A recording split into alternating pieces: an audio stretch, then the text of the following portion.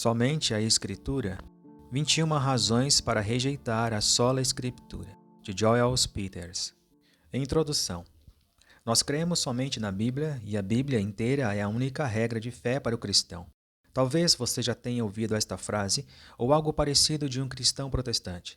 Ela é a essência, o significado da doutrina da sola Escritura, ou somente a Escritura, que alega que a Bíblia, interpretada individualmente pelo crente, é a única fonte de autoridade religiosa e é a única regra ou único critério em que o crente deve acreditar. Por esta doutrina, que é uma das fundamentais doutrinas do protestantismo, o protestante nega que exista qualquer outra fonte de autoridade religiosa ou revelação divina à humanidade. A Igreja Católica, por outro lado, afirma que a regra imediata ou direta de fé é o ensino da Igreja.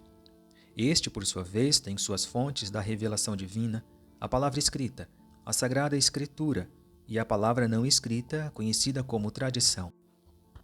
A autoridade do magistério da Igreja Católica, chefiada pelo Papa, apesar de não ser ela própria uma fonte de revelação divina, possui a missão de interpretar e ensinar tanto a Escritura como na tradição.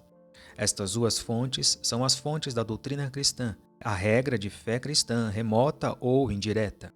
Obviamente, estas duas visões apresentadas são opostas, e aquele que busca seguir Cristo deve ter a certeza de que está seguindo a verdadeira. A doutrina da sola Escritura se originou com Martinho Lutero, um monge alemão do século XVI, que quebrou sua união com a Igreja Católica Romana e iniciou a Reforma Protestante. Em resposta a alguns abusos que ocorriam na Igreja, Lutero tornou-se um grande oponente de certas práticas. Como tais abusos de fato ocorriam, Lutero estava correto em se revoltar. Contudo, houve uma série de confrontos entre ele e a hierarquia católica. E à medida que foram evoluindo, as disputas foram se concentrando na questão da autoridade da Igreja e, pelo ponto de vista de Lutero, se o ensino da Igreja deveria ser considerado regra de fé legítima para os cristãos. A reforma protestante não foi uma reforma no sentido verdadeiro da palavra, mas sim uma revolução, uma alteração violenta da legítima religiosidade e ordem civil. Crescendo as disputas entre Lutero e a hierarquia da Igreja, ele a acusava de haver corrompido a doutrina cristã e distorcido as verdades bíblicas, e cada vez, mais e mais, ele acreditava que a Bíblia interpretada por cada indivíduo era a única regra de fé religiosa para o cristão.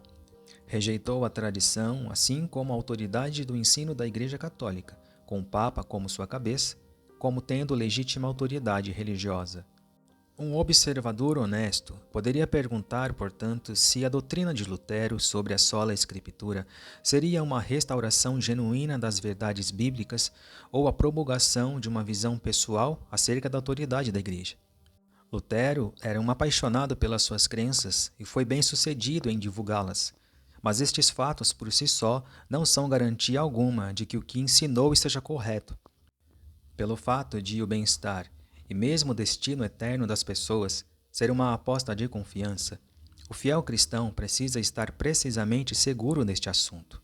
Nos parágrafos seguintes, declaramos 21 considerações que ajudarão você, leitor católico ou protestante, a analisar cuidadosamente a doutrina luterana da sola Escritura de um ponto de vista bíblico, histórico e lógico, e que mostrará que, de fato, esta não é uma doutrina bíblica genuína, mas somente uma doutrina humana.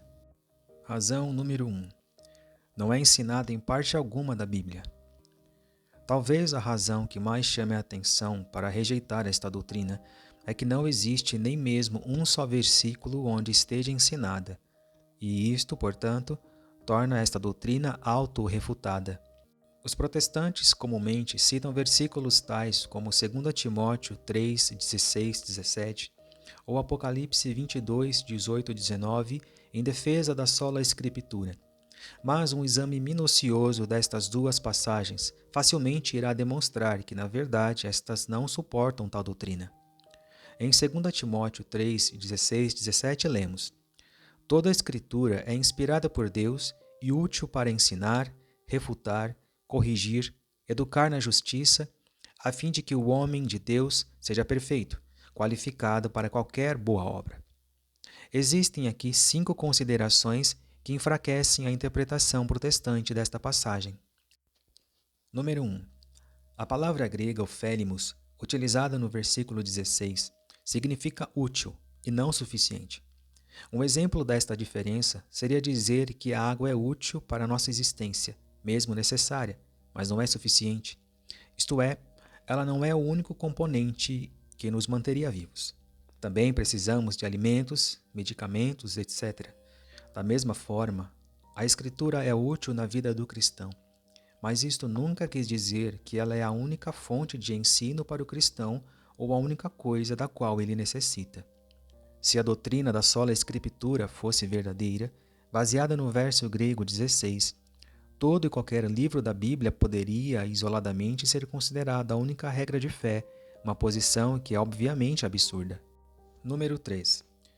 A Escritura a que Paulo se refere é o Antigo Testamento, um fato que é claramente referido pelo fato de as Escrituras serem conhecidas desde a tenra infância, versículo 15, por Timóteo.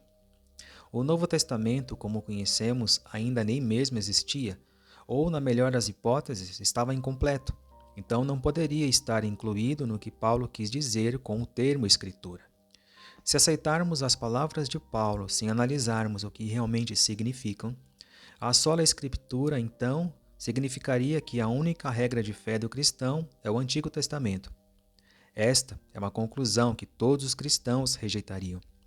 Os protestantes responderiam a este argumento dizendo que Paulo não está tratando do cânon da Bíblia, os livros inspirados que constituem a Bíblia, mas sim da natureza da Escritura. Ainda que haja alguma validade nesta afirmação, a questão do cânon também é relevante aqui, pelas seguintes razões. Antes que falemos da natureza das Escrituras como sendo teofineutos, ou seja, inspirados, literalmente soprados por Deus, é imperativo que identifiquemos com segurança os livros que queremos listar como Escritura. De outra forma, livros errados poderiam ser chamados de inspirados. Obviamente, as palavras de Paulo aqui tomaram uma nova dimensão quando o Novo Testamento foi completado, e os cristãos eventualmente as consideravam também como sendo Escritura. Deve ser dito, então, que o cânon bíblico também entra na questão, pois Paulo, escrevendo sob a inspiração do Espírito Santo, enfatiza o fato de que toda, e não somente alguma escritura é inspirada. A questão que deve ser discutida, entretanto, é esta: como podemos ter a certeza de que temos todos os livros corretos? Obviamente, somente podemos conhecer a resposta se soubermos qual é o cânon da Bíblia. Tal questão guarda um problema para os protestantes, mas não para os católicos, pois estes possuem uma autoridade infalível que pode responder. A palavra grego artios, aqui traduzida como perfeito, à primeira vista pode fazer crer que a Escritura é de fato tudo o que é necessário. Logo, alguém poderia perguntar: se as Escrituras tornam um homem de Deus perfeito, que mais seria necessário? Por acaso a palavra perfeito não significa que nada mais é necessário? Bem, a dificuldade com esta interpretação é que o texto não quis dizer somente pelos meios da Escritura o homem de Deus é tornado perfeito. O texto indica precisamente o oposto, pois é verdadeiro que a Escritura opera em conjunção com outras coisas. Note que não é qualquer um que se torna perfeito, mas o homem de Deus, que significa um ministro de Deus.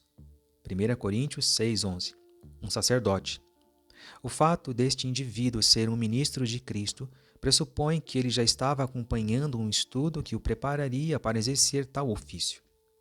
Sendo assim, a Escritura poderia ser mais um instrumento dentro de uma série de outros que tornam um homem de Deus perfeito. As Escrituras poderiam completar sua lista de itens necessários ou poderia ser o item mais proeminente da lista, mas seguramente não era a única ferramenta de sua lista, nem pretendia ser tudo o que necessitaria. Por analogia, considere um médico.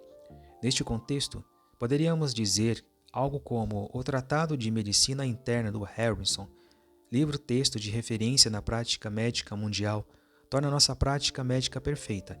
Logo, estamos aptos a qualquer procedimento médico. Obviamente, tal afirmativa não pode significar que tudo o que o médico precisa seja o Tratado de Medicina Interna de Harrison.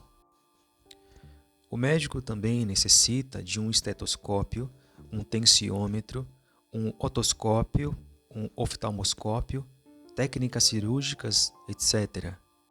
Estes outros itens são pressupostos pelo fato de estarmos falando de um médico e não de um leigo.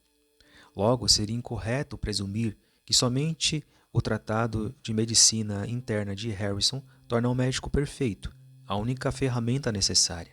Além disso, considerar que a palavra perfeito significa o único item necessário resulta em contradição bíblica, pois em Tiago 1,4 lemos que a paciência, sem citar as Escrituras, torna os homens perfeitos e íntegros, livres de todo defeito.